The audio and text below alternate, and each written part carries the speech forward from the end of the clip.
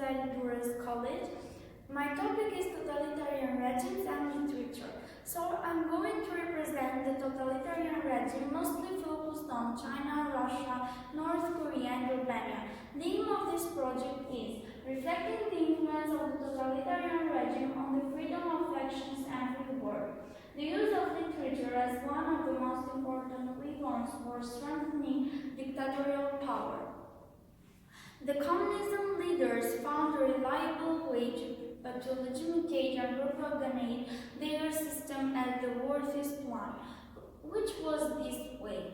Books, poetry, poems were the most reliable source for a lot of people. So the dictators exploited this belief for their own purposes. Every single writing firstly passed on the leader's hand, and if there was anything which conflicted their interest and ideology, they reconsidered it again. As a result, it brought censorship in literature. Writers weren't free anymore to express their thoughts and weren't allowed to speak the truth. Time passed and it continues to be more and more difficult. This was the way how dictators legitimated their ideologies and communism. The same happened in Albania during the communism years, and Hoxha followed the same strategies as Russia. Firstly, he tried to check every writing until he put on the censorship in literature. Lots of writers has been imprisoned because didn't agree with the system ideologized. An example of that is the author Bernardani, who is my grandfather too. He had been imprisoned for 8 years. In our interview, he talked about the suffering of those times. People were afraid of saying anything. The author talked about the importance of being free to express your thought. According to the author, if you don't have the freedom of means, you are just a corpse.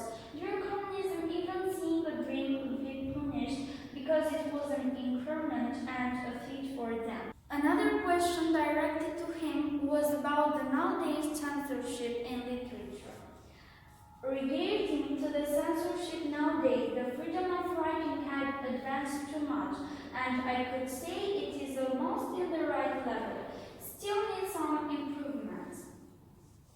If we parallelize the communism on those years with now, we can see that in the communism countries, the censorship still continues. Even though nowadays people do not read too many books, we have changed the way of getting information. We are so connected to internet. The communist leaders are using that too. They are controlling the internet websites, have created their own platforms from where people can search on. Even in democratic countries, we can see the censorship in internet. To sum it up, according to the leaders of those times, it is seen that the literature was the only and best way to show that regime as the best one, and no one has the courage to object it. Nowadays, the communist states are using the internet instead of literature for their purposes. Thank you.